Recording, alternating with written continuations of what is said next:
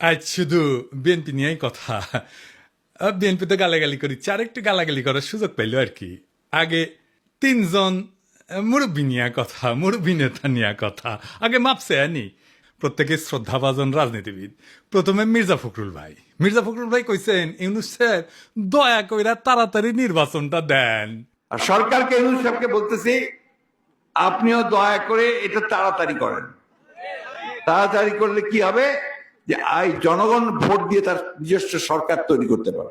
দেখেছেন সুর নরম হয়েছে। কি হুঙ্কার দিচ্ছিল বিএনপির লোকজন। 3 দিন আগে গেছিল নির্বাচনের দাবিতে মাঠে নামিচ্ছে বিএনপি। আন্দোলনের হুমকি দিছিল বিএনপি। করেন করেন আন্দোলন, ঈদ তো গেছে, করেন আন্দোলন, নাকি সামনের ঈদের পরে করবেন। এই হুঙ্কার আবার ইন্ডিয়ান পত্রিকা আসে, দেখেন কি লিখেছে। ভোট কবে পরিষ্কার বলুন, বাংলাদেশ যেন গাজা না হয়। সংস্কারের দোহাই দিতেই ইউনুসকে তোপ বিএনপির সাফ কথা। এদেশের মানুষ নিজস্ব সরকার দেখতে চায়। দেখি যাও ইন্ডিয়ান পত্রিকায় কি হেডিং দিছে। ইন্ডিয়ানদের নির্বাচন নিয়ে এত কুরকুরেনি কেন বলেন তো? আমরা যদি আমাদের আক্কেল কাজে লাগাই, ইন্ডিয়া জিন্দেগিতে এমন কিছু বলবে না বা এমন কিছুতে সাপোর্ট করবে না যাতে বাংলাদেশের মানুষের ভালো হবে। ইন্ডিয়ানরা যা বলবে ঠিক তার উল্টা দিকে দাঁড়াবেন। ইন্ডিয়া যদি বলে না নির্বাচন এখন দা ঠিক হবে না, প্রফেসর ইউনুসের সরকার আরো থাকুক, আপনি তখনই কবেন প্রফেসর ইউনুসের পদত্যাগ চাই, প্রফেসর ইউনুস ক্ষমতা ছাড়ো, বুঝাও। রাজনীতি কালে খুব জটিল কিছু না। ইন্ডিয়া যা কবে তার উল্টা দিকে আমাদের মঙ্গল। আর বাংলাদেশের কারো কথা যদি ইন্ডিয়ার সাথে সবসময় মিলে যায়, তাহলে বুঝবেন ওই হালায় কলকাতা হারবাল খাইছে, শালা ইন্ডিয়ান মাল। মির্জা ভাই ইঙ্কা করে কলে তো হবি না, আপনাকে না গান গাওয়া লাগবি, গান গায়ে কওয়া লাগবি। একটা গান বানিয়েছি শুনবেন, হ্যাঁ বাড়িতে না প্র্যাকটিস করে মাইকের সামনে গাবেন। আমরা খুব ফাইন হয়েছে মির্জা ভাই, শুনবেন, শুনেন। নির্বাচন, আহা নির্বাচন, নির্বাচন চাই নির্বাচন, তা না হলে ইউনুস যাবে নির্বাসন। দিতে হবে নির্বাচন এই ডিসেম্বরে,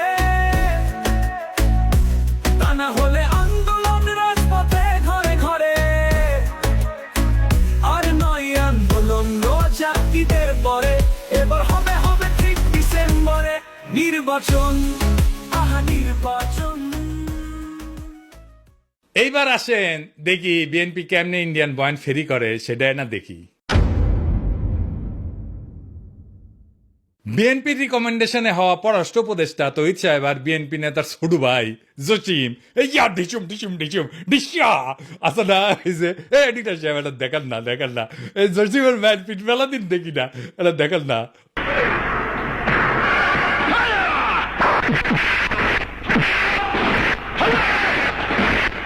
আর দেখি যাও ক্যাঙ্কা হিরোইনছি।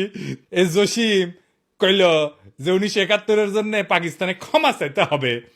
তো এটা তো আমি আর ইন্ডিয়ান বয়ান। তো এই পানি পড়া সে কই থেকে আসিছে? ইন্ডিয়া থেকে আসিছে, তাই না? সে একই পানি পড়া মির্জা ফখরুল সাহেব পাইছেন, দেখেন উনি কি বলেন। পাকিস্তান সেনাবাহিনী সেই হত্যাযজ্ঞ করেছিল, তার জন্য আজ পর্যন্ত কিন্তু ক্ষমা চায় নাই। গণহত্যা করেছিল, লক্ষ লক্ষ মানুষকে হত্যা করেছিল, তার জন্য পাকিস্তান এখন পর্যন্ত কিন্তু বাংলাদেশের কাছে ক্ষমা প্রার্থনা করে নাই। উনি মনে করেন পাকিস্তান ক্ষমা চায় নাই, অথচ আমরা জানি তিনবার রাষ্ট্রীয়ভাবে পাকিস্তান ক্ষমা চেয়েছে। একবার মন্ত্রী পর্যায়ে, একবার প্রধানমন্ত্রী পর্যায়ে, আর একবার রাষ্ট্রপতি পর্যায়ে। তো উনি তো বাংলাদেশ সরকারের মন্ত্রী ছিলেন, সে সময় ওনার মনে হয় নাই যে ওনার পাকিস্তান তো ক্ষমা চায় নাই। এখন কেন বলেন? কারণ ইন্ডিয়া বুঝেছে আমরা তোমার ক্ষমতা টেনে দিচ্ছি, এমনি তো হবে না, খরচাপাতি আছে। আওয়ামী লীগ যে সার্ভিস দিত সেটা দাও। কি সার্ভিস? জাহাপনা। মির্জা ফখরুল কইছে পাকিস্তানকে বাম্বু দিবা, ইন্ডিয়া কইছে, তো উনি বাম্বু দিলেন। আচ্ছা এবার বলেন তো, এই দল পাকিস্তানের সাথে স্বাভাবিক সম্পর্ক করতে পারবে? ইন্ডিয়া যে ফ্যাসিবাদ চালাইলো, কোনোদিন কইছে বিএনপি ইন্ডিয়া ক্ষমা চাইতে? নাকি বলবে জিয়ারে তো খুন করেছে তাই না? এটা কোনোদিন বলিছে? বলে নাই। কিন্তু ইন্ডিয়া আমাদের বন্ধু দেশ বলতে বলতে মুখে ফেনা তুলে ফেলিছে। দেখেন, ভারত আমাদের প্রতিবেশী, সবচেয়ে বড় প্রতিবেশী, আমাদের বন্ধু।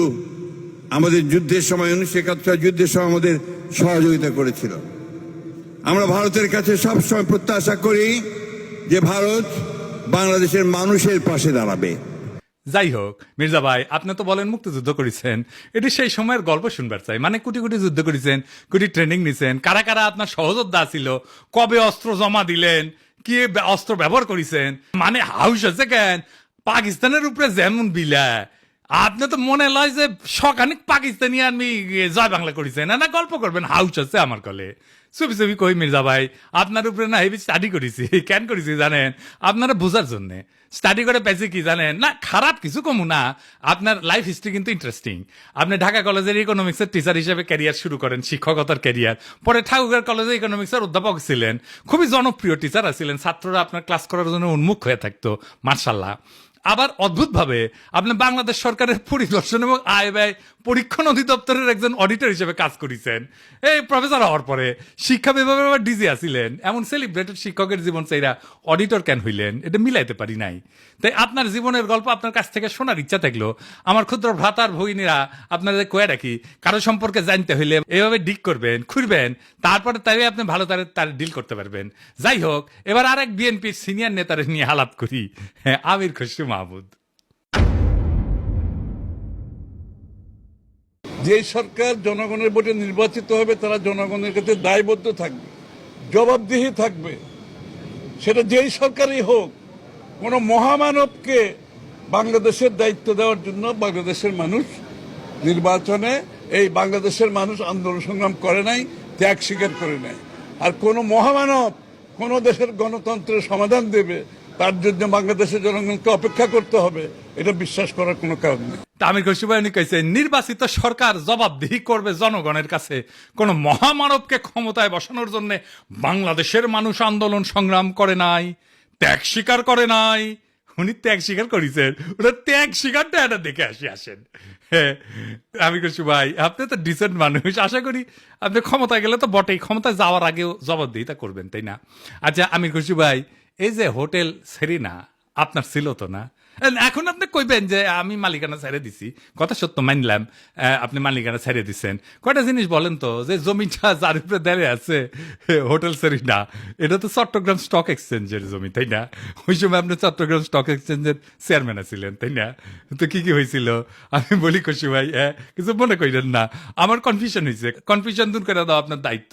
আপনি বিএনপির অতি গুরুত্বপূর্ণ নেতা, আপনি জবাবদিহিতার কথা বলেন, আপনার দলের হাতে রাষ্ট্রের দায়িত্ব যাবেন, আসেন কি কি হয়েছিল দেখি, কোথাও বই লিলে ধরে দেন, তাই না? মানুষের ভুল বোঝা ঠিক না আপনারে, তাই না? 1995 থেকে 2001 সাল আপনি তখন, এটা আওয়ামী লীগের আমল, আপনি তখন চট্টগ্রাম স্টক এক্সচেঞ্জের চেয়ারম্যান ছিলেন। এই সময় রাজুক থেকে ঢাকার Banani road number 17 plot number 27 Chittagong stock এক্সচেঞ্জের টাওয়ার নির্মাণের জন্য কেনা হয়, মাশাআল্লাহ। কিন্তু সমস্যাটা হইতেছে, ভবিষ্যতে এই জমি আপনার ব্যক্তিগত মালিকানায় পরিণত হবে। কেমনে হবে? এটা বিশাল স্টাডির ব্যাপার, মেলা সময় লাগিছে কলে, এমন কঠিন ভাবে এটা খাইছেন আপনি, মাশাআল্লাহ, জটিল ভাবে খাইছেন কলে আপনি। এটা আপনার আমার স্যালুট জানানো লাগে। যদি এরকম জমি জমার লোভ টোপ থাকলে হইনি না আমি গেল আপনার ছাত্র হইলাম নি। কি চমৎকার ভাবে যে আপনি খাইছেন এটা। তো জমিটা পাইছেন, রেজিস্ট্রেশন হয়নি এখনো রাজুক থেকে।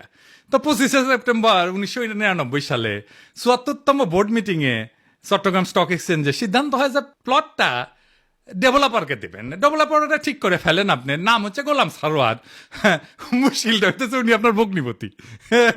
তখন প্লটের রেজিস্ট্রেশনই হয় না। রেজিস্ট্রেশন হওয়ার আগে আইনত আপনি ডেভেলপার নিয়োগ দিতেই পারেন না, আপনি ডেভেলপারকে নিয়োগ দেন ওই মিটিংয়েই। এটা একটা প্রক্রিয়ার লঙ্ঘন, কারণ এটা তো আপনার ব্যক্তিগত প্রতিষ্ঠান না। 19 জানুয়ারি 2000 সালে রাজুকের সাথে রেজিস্ট্রেশন হয় আপনার চট্টগ্রাম স্টক এক্সচেঞ্জের। আপনি চেয়ারম্যান থেকে নিজের ভগ্নিপতিকে ডেভেলপারের দায়িত্ব দিতে পারেন? হ্যাঁ, আপনি মুরব্বী মানুষ, জিজ্ঞেস করলাম আর কি। মানে ধরেন আমি যদি কখনো চট্টগ্রাম স্টক এক্সচেঞ্জের চেয়ারম্যান হই, আমি কি আমার ভগ্নিপতির স্টক এক্সচেঞ্জের জমিতে বিল্ডিং বানানোর জন্য ডেভেলপার হিসেবে নিয়োগ দিতে পারবো নাকি পারবো না? এরা কয়া দিলেন আর কি, শুনলাম মুরব্বী মানুষ না।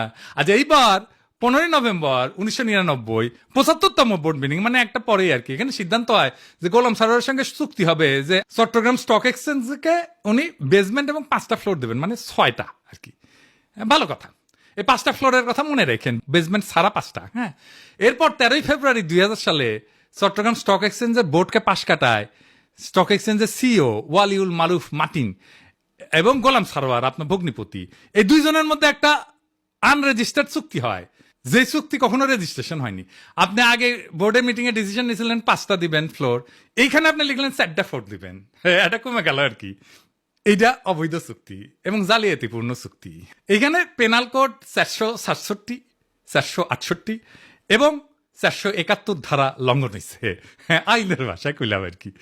তো 74 এবং 75তম বোর্ড মিটিং এ গোলাম সারোয়ারকে ব্যক্তিগতভাবে ডেভেলপার হিসেবে নিয়োগের আলোচনা হয়, কিন্তু সিইও যে সিগনেচারটা করলো না যে 4টা মিটিং এ, ওইখানে হোটেল সারেনার মালিক হিসাবে তার সাথে এগ্রিমেন্টটা হইল। সারেনাকে তখন হয়নি যখন আপনি বোর্ড মিটিং করেছেন, বুঝছা?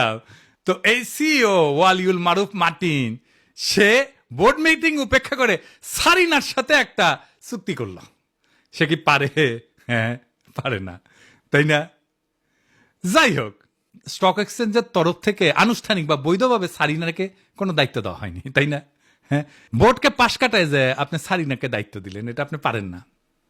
এরপর 23শে মে 2000 সালে গোলাম সারোয়ার মানে আপনার ভগ্নিপতিরে একটা পাওয়ার অফ অ্যাটর্নি দেওয়া হয় যাতে জমি বন্ধক দেওয়া, আর্থিক ক্ষমতা দেওয়া হয়, কিন্তু ওইটাতে আবার কোনো ফ্লোর বন্টনের উল্লেখ নাই। এই চুক্তিতে বোর্ড অনুমোদনেরও উল্লেখ নাই। 10ই জুলাই 2000 সালে আপনি এবং বাদী আপনার স্ত্রী সারিনার 50% শেয়ারের মালিক হয়ে যান, কিনে নেন আর কি। কি টাকা দিচ্ছেন কে জানে।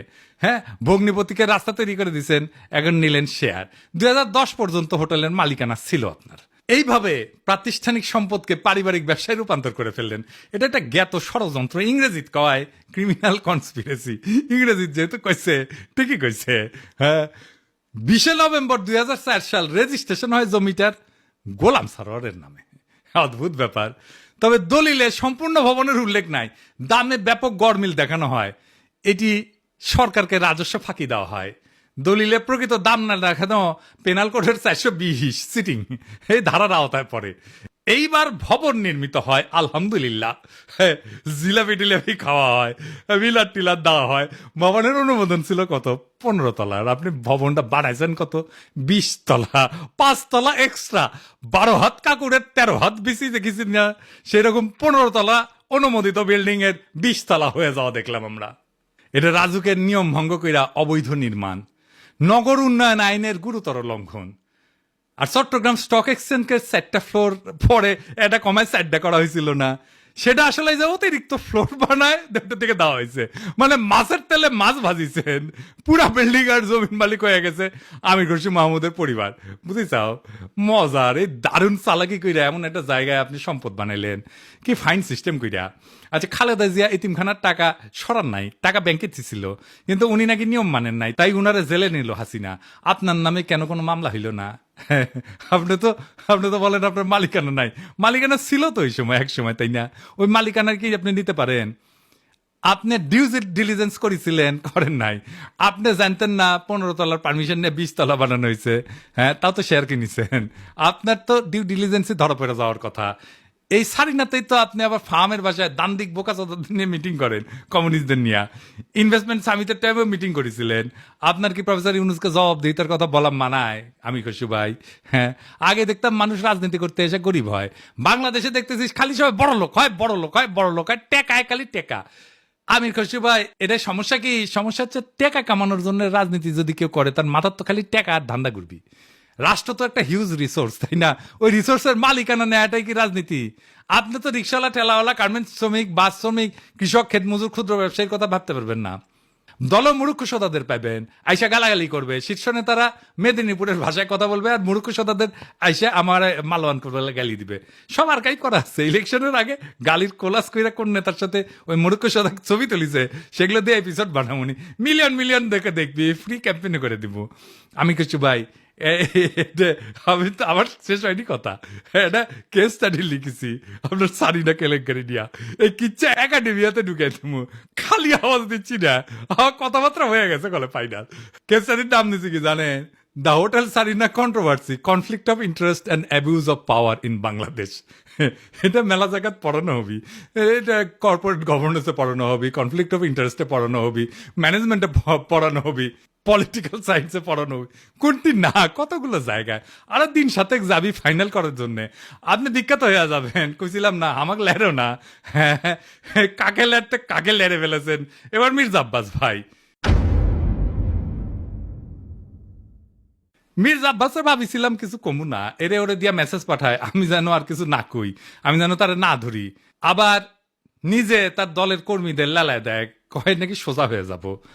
শুনেন। আপনারা ফেসবুক চালান নাকি? চালান? জবাব দেন না কেন? জবাব নাকি ফেসবুকের মধ্যে উল্টাপাল্টা কথা রাখে, জবাব দিয়ে দিয়ে এগুলারে সোজা হয়ে যাবে।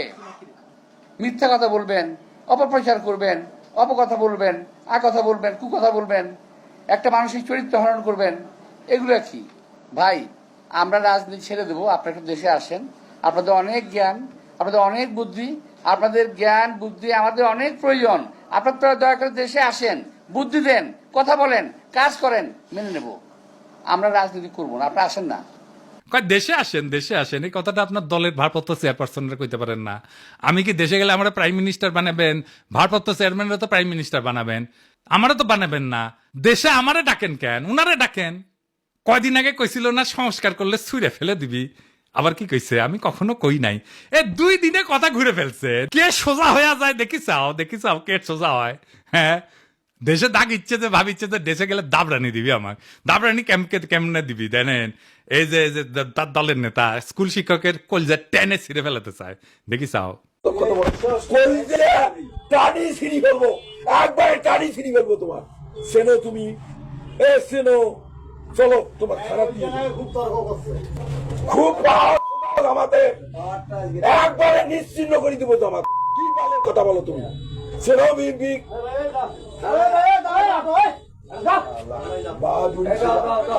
তোমার নামে আমি মামলা দেবো। কবিলক্ষণ দাও। কবিলক্ষণ কি বলবো? ও দাও, আমি ও থানা দেয়া, আমি ওখানে ইসরায়েল লিখবো, লেখি ওকে অ্যারেস্ট করে দিয়ে তারপরে আমি আসবো। কুড়িগ্রামে কি কয়, ক্ষমতা না আসতে আসতেই এই শুরু করেছেন। ক্ষমতা গেলে কি করবেন এটা পাবলিক জানে।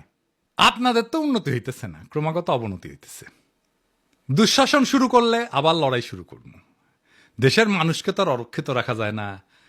মির্জা আব্বাস ভাই, আমি সোজাই আছি, কিন্তু আপনারা একেবারে ফ্ল্যাট করে দেবো, একেবারে হুতায় দেবো, উঠবার পারবেন না। এই বুড়া বয়সে আপনি কল্পনা করতে পারতেছেন না আপনারা আমি কোন দিক দিয়ে ধরবো। মিশা কথা আমি কইছি, কোন কথাটা মিশা কইছি কইবেন? হ্যাঁ, কোন সেক্টরে মুক্তিযুদ্ধ করেছেন, কার সাথে যুদ্ধ করেছেন? আমি নানাভাবে ক্রস চেক করিয়া কইছি আপনি বালের মুক্তিযুদ্ধ করেছেন, মুক্তিযুদ্ধের নামে মিথ্যাচার করেছেন। দিন বদলাইছে মির্জা আব্বাস ভাই, শেরের উপরে শোয়াশের আছে। শোনেন মির্জা আব্বাস ভাই, মানুষের 3টা জিনিস ডরায়, এই ডর দেখায় মানুষের শাসন করছেন এতদিন। জানের ভয়, সম্মান হারানোর ভয়, আর সম্পদ হারানোর ভয়। আমার জানের ভয় নাই, সম্মান হারানোর ভয় না, আমার সম্মানই নাই। আপনি কি নিবেন? আর সম্পদ এই যে এটা কেড়ে নিতে পারবে না কেউ। আপনার লেসপেন্সারদের পিছে লেগে দিতে পারেন, বাংলাও শিখতে পারবেন না। বাংলাদেশের পলিটিশিয়ানরা দুধে দেওয়া তুলসী পাতা না, সব বিগ শটের আমল নামা বাইর করবো টাই না। এইভাবে এই দুর্নীতি আর দুর্বৃত্তায়নের খাজে খাজে বাংলাদেশের রাজনীতি আজকাল এক অলিক্লান্টশালায় পরিণত হয়েছে, যেখানে দাবি দেওয়া আর আচরণ দুইটা ভিন্ন গ্রহে বাস করে। এখানে কেউ মুক্তিযোদ্ধা হয়েও যুদ্ধের ইতিহাস বিকৃত করে, আবার জনগণের শাসনের বুলিয়া ওড়ায়, চতুরতায় জনগণের সম্পদকে ব্যক্তিগত সম্পত্তিতে রূপ দেয়। আজ যারা ক্ষমতার বাইরে তারা জবাবদিহিতার গান গায়, কাল যখন তারা ক্ষমতায় তখন জবাবদিহিতার ঊর্ধ্বে ওঠায় হয় তাদের অভিষ্ট। রাজনীতি আজ জনগণের না, নিজের ভাগ্য বদলানোর জাদুর কাঠি। আজ যে দল ইন্ডিয়া বিরোধী স্লোগানে জ্বলে ওঠে, তার বয়ানি আবার ভারতীয় লাইন টু লাইন কপি হয়ে ফিরে আসে ঢাকার রাজপথে। যারা বলেন আমরা নির্বাচিত সরকার চাই, তারাই আবার নির্বাচন আগে নয় পরে টাইপের গানের লিরিক গায়। কেন? হ্যাঁ, কারণ এবার মিউজিক ইন্ডিয়া বানাইছে। আর আপনি যদি জনগণের পক্ষ নিয়ে কথা বলেন, আপনাকে বলা হবে তুই কিসের দেশপ্রেমিক। অথচ প্রশ্ন করার সময় এখনই। জানতে চাই, আপনি যদি জবাব দিতে চান, নিজে কবে জনগণের সামনে দাঁড়ায় জবাব দিচ্ছেন? একবার বলেন, একবার দিচ্ছেন জবাব? জনগণের সামনে দাঁড়ায় জিন্দেগিতে দেন নাই, এখন জবাব দিতে চাইতেছেন আপনি প্রফেসর ইউনূসের কাছে। বাহ, মজা আরই মজা। আপনি যদি বলেন দুর্নীতি হবে না, আপনি নিজের জীবনে কোন অধ্যায় প্রমাণ করছেন? দেশের মানুষ সব বুঝে, বোকা না। এখন কেউ চোখ বন্ধ করে ভোট দেয় না। তারা জানে ঢাকা শহরের প্রত্যেকটা বিল্ডিং এর ছায়ায় লুকায় থাকে এক একটা রাজনৈতিক ষড়যন্ত্র, একটা দুর্নীতির ইতিহাস। এখন সময় আসছে গলা ছেড়ে বলার, এই দেশ কারো বাপের না, পারিবারিক ব্যবসা না। এদেশের জমি, গ্যাস, শিক্ষা, ভোট সবই জনগণের সম্পদ। আর এই সম্পদের হিসাব চাই, জবাব চাই, বাম ডান না, ন্যায় অন্যায়ের মাপকাঠিতে। কারণ আজ আপনারা রাষ্ট্র ক্ষমতা নেওয়ার কথা বলতেছেন, নির্বাচনের কথা বলতেছেন, আপনার বগলে পুরানা লুটের খতিয়ান। এই বাংলাদেশকে আমরা বদলাবো, বাংলাদেশকে আমরা আমাদের স্বপ্ন দিয়ে সাজাবো, আমাদের বর্ষা বিপ্লবের স্মৃতি দিয়ে ভরাবো। এই দেশ আপনাদের মতো নেতাদের না। এই দেশ প্রত্যেক জনতার, প্রত্যেক নাগরিকের। এই দেশের মালিক আমরাই আমজনতা। আমরা যাচাইব, জনতা যাচাইবে, দেশ সেভাবে চলবে। রাজনৈতিক দলের ইচ্ছার কাছে আমাদের ভাগ্যকে আমরা আর বন্ধক দেব না। ইনকিলাব জিন্দাবাদ।